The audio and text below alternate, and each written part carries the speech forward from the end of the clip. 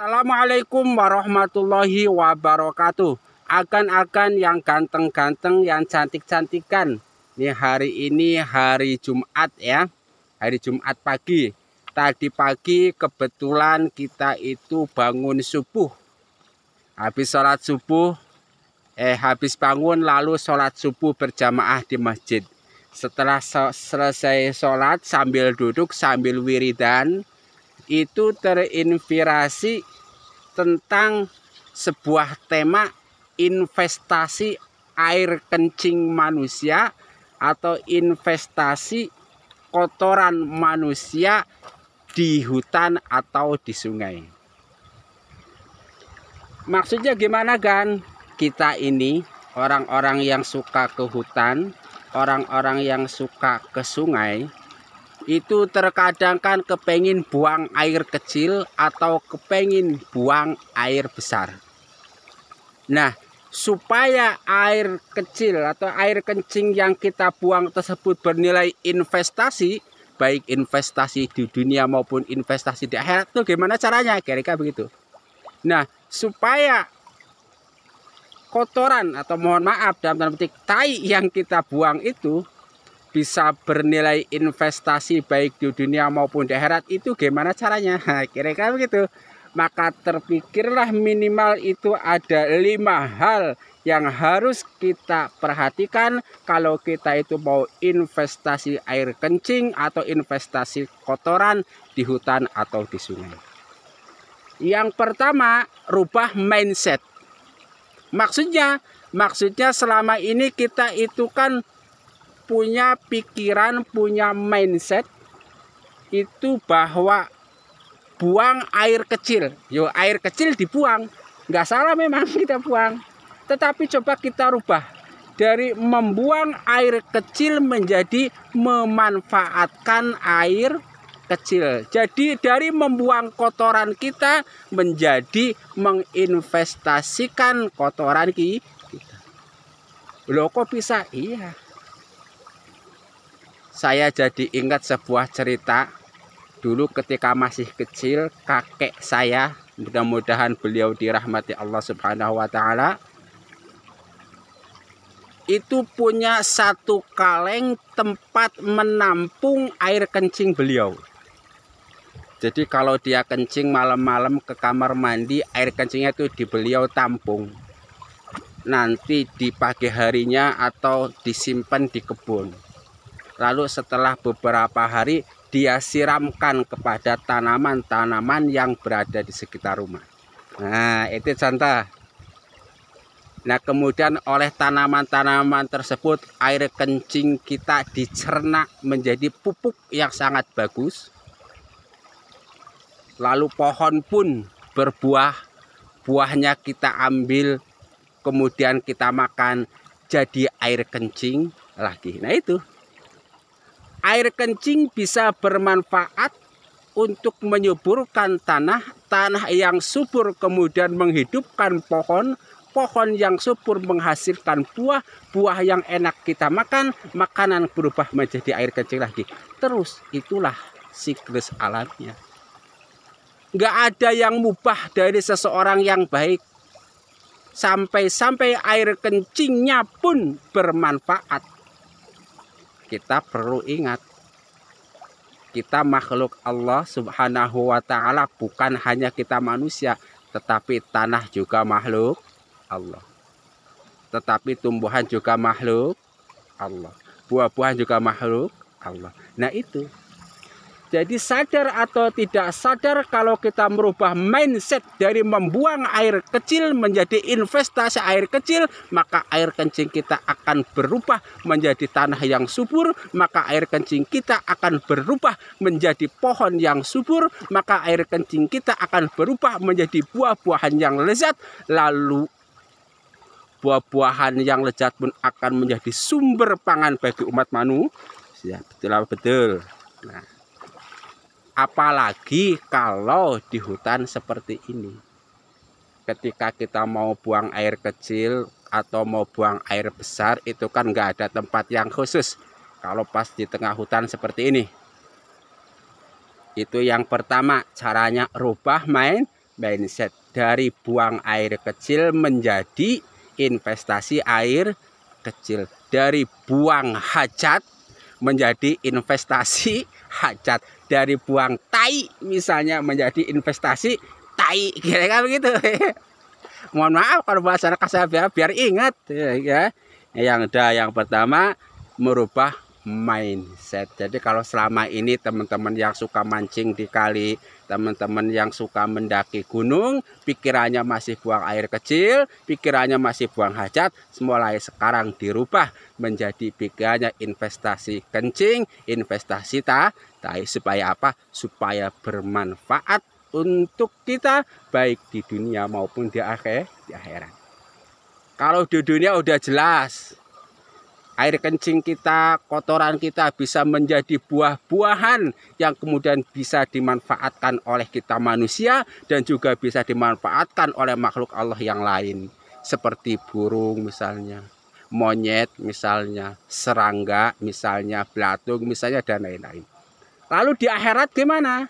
Nah, ya kan. Nah, kalau di akhirat sudah jelas, kita orang-orang Islam itu dibimbing ada dua macam ibadah. Ada ibadah mahdhah, ada ibadah ghairu mahdhah. Secara mahdhah kita langsung berhubungan dengan Allah Subhanahu wa taala, yaitu ketika kencing kita berniat ikut melestarikan bumi, kita berniat ikut menyuburkan pohonan dan lain-lain. Secara ghairu mahdhah nanti kita pohon atau tumbuhan yang kita kencingi tadi itu kemudian akan dimakan oleh manusia yang lain atau oleh makhluk Allah yang lain. Terus bahkan dalam suatu dalil dikatakan apabila kita menanam suatu pohon kemudian buahnya dimakan oleh burung atau makhluk Allah lainnya, baik sengaja maupun tidak sengaja, maka apa yang mereka makan itu bagi kita bernilai sedekah. Itu artinya apa? Di dunia kita mendapatkan untung, di akhirat juga berlipat ganda untungnya. Itu dengan cara apa tadi? Merubah mindset. Dari mindset membuang air kecil menjadi mindset investasi air kecil. Itu yang pertama ya.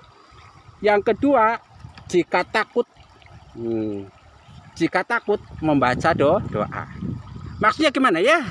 Kita ini kan orang-orang beriman, ya, baik yang beragama Islam percaya adanya makhluk gaib, yang beragama lainnya pun begitu, makhluk gaib. Bahkan orang-orang yang tidak beragama sekalipun merasa takut terhadap sesuatu yang gaib seperti jin, setan dan lain-lain.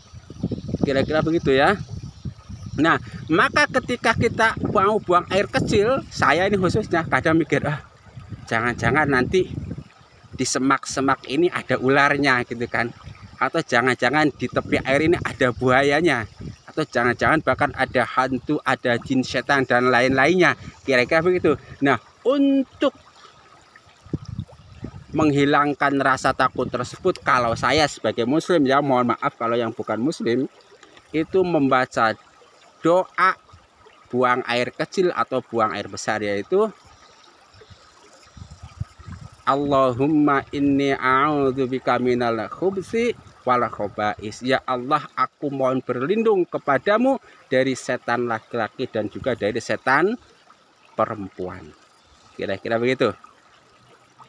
Atau yang lebih tepat lagi, jika di tengah hutan dan tengah gunung, di tengah sungai seperti ini, itu saya biasa baca doa a'udzu bikalimatillahi tammat min syarri ma khalaq. Berdasarkan suatu dalil yang menjelaskan bahwa barang siapa yang membaca doa masuk wilayah tersebut, maka orang tersebut akan dijaga oleh Allah Subhanahu wa taala dari segala macam bahaya selama berada di wilayah tersebut. Atau juga bisa membaca doa yang sering saya dengar dari Ustadz Abdul Somad LCMA, yaitu Bismillahirrahmanirrahim la yadurru ma'asmihi syai'un fil ardi wala fis sama'i wa huwas sami'ul alim. Itu dengan membaca doa tersebut, insya Allah semua hal yang berada di langit dan berada di bumi tidak akan bisa membahayakan kita tanpa izin Allah Subhanahu wa ta'ala. Itu artinya apa? Ketika mau buang air kecil, ketika berada di sungai, di gunung atau di hutan, kok merasa takut, maka salah satu caranya adalah dengan membaca doa. Lalu cara yang ketiga untuk bisa investasi air kencing atau mohon maaf tai manusia. Yang ketiga itu pastikan air kencing kita tidak menyakiti makhluk hidup lainnya. Ya, ketika kita mau kencing atau ketika kita mau berak, coba tengok kiri, tengok kanan, atas, bawah. Siapa tahu di bawah kita ada tikus. Ya, siapa tahu di bawah kita ada tikus. Kalau kita kencingin, nanti ngamuk tuh tikus. Atau di bawah kita ada ulet, kalau kita berakin bisa gigit tuh ulet. Siapa tahu kita itu mau kencing, tiba-tiba di kanan kita ada manusia lain. Wah, ada kacau dia. Nah, tengok kiri, tengok kanan. Kalau sudah dipastikan tempatnya tepat dan aman, baru kita buang hajat. Baik buang air kecil maupun buang air besar. Dengan demikian air kecil atau kencing yang kita buang atau kencing yang kita investasikan, tai yang kita investasikan tidak menyakiti siapapun, tapi justru memberi manfaat kepada semua pun. Kira-kira itu. Yang ketiga, nggak usah panjang lebar ya. Yang selanjutnya, yang keempat itu pastikan kita berada di tempat yang paling ideal. Maksudnya kalau kita mau kencing itu jangan di tempat terbuka. Kalau bisa, kenapa? Kalau nanti di tempat terbuka bisa dilihat oleh siapa saja. Bahkan nggak hanya dilihat oleh makhluk manusia, bisa jadi jin, setan, gayaro juga pada melihat. Itu yang aman, cari yang nyalindung, kira-kira itu yang nggak terlihat, kira-kira begitu. Posisinya atau apanya, kira-kira begitu. Nah, termasuk tempat ideal kalau menurut ajaran Islam itu usahakan jangan menghadap ke arah kiblat atau jangan membelakangi arah kiblat kalau bisa, kira-kira begitu ya kan. Nah, kalau pas kebetulan akan berada di gunung tidak menemukan air, bisa istinja atau bersuci dengan menggunakan 3 buah batu atau 1 batu yang besar dengan 3 sudut, kira-kira begitu. Nah, kalau di air kayak gini pas di sungai, nah itu tentu gunakanlah air sebagai alat sesuci yang paling utama. Lalu yang kelima itu coba perhatikan bagaimana pengaruh air kencing yang kita buang, bagaimana pengaruh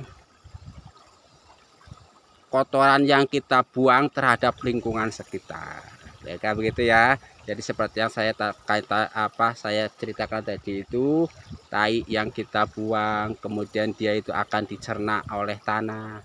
Tanahnya jadi subur, datang para cacing datang, tanah tambah subur lagi, tumbuh pohon-pohonan tumbuh, kemudian datang burung-burung dan hewan-hewan Allah lainnya. Maka terbentuklah komunitas kehidupan gara-gara hanya tai kita. Tapi sayangnya kadang kita itu sampai air kencing pun dibuang nggak jelas, jadi kurang manfaatnya. Begitupun kotoran kita pun dibuang nggak jelas, jadi manfaatnya kurang, ya kan. Itulah konsep dasar yang pengen saya berbagi dengan teman-teman yang suka naik gunung, teman-teman yang suka masuk hutan, dan teman-teman yang suka menyeberangi sungai. Cobalah mulai sekarang perhatikan ketika kita mau buang air kecil, supaya apa? Supaya bernilai investasi dan bisa berbuah baik di dunia maupun akhirat. Allahumma amin. Runtutannya yang pertama, rubah mindset dari buang air kecil menjadi investasi air kecil. Yang kedua, jika takut berdoalah. Lalu yang ketiga, pastikan air kencing kita atau kotoran tai kita tidak menyakiti makhluk Allah yang lain. Yang keempat, pastikan kita berada di tempat yang paling ideal. Dan yang kelima, coba perhatikan siklus air kencing kita sehingga kemudian bermanfaat bagi kehidupan yang lainnya. Mudah-mudahan bermanfaat. Jangan lupa like dan subscribe channel ini. Wassalamualaikum warahmatullahi wabarakatuh. Bismillah. Gunung aku daki, sungai ku seberangi, demi konten untuk agan-agan. Bismillah, sungai ku susuri, air aku tanya, ikan pun bicara, demi konten untuk agan-agan. Bismillah, gunung aku daki,